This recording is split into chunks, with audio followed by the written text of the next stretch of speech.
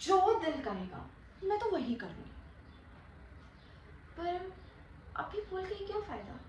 Exams भी हो चुके हैं और रिज़ल्ट भी आ चुका है और दीदी ने ना पूरे जिले में टॉप किया है और मैंने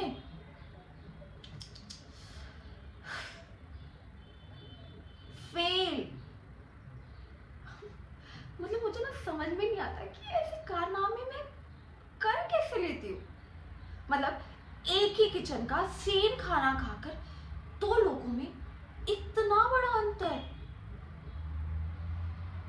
वैसे ना घर वालों को मैं कंफ्यूज करने वाली हूँ। मतलब उनको तो समझ ही नहीं आएगा कि बेचारे वो मेरे फेल होने का मातम सा मनाए या फिर दीदी के पास होने पर ढोल बजवाए। कसम ही होगा ना। हाँ।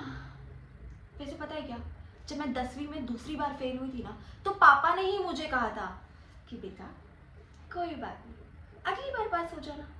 और फिर जब मैं 12वीं में पहली बार फेल हुई तो फिर से पापा ने कहा कि बेटा कोई बात नहीं, अगली बार पास हो जाना।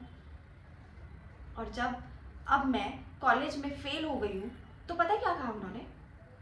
ये कहा कि पूजा दीदी के बाद ना शादी का नंबर मेरा। यार ये कैसी बात हुई? मतलब फेल होना क्या शादी के क्वालिफिकेशन जैसा है?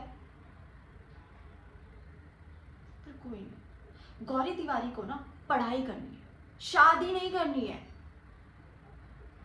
हाँ ठीक है, माना कि मेरा ट्रैक रिकॉर्ड ऐसा है कि मैं फेल हो के पास होती हूँ, पर मेरे लिए ना वही नॉर्मल है।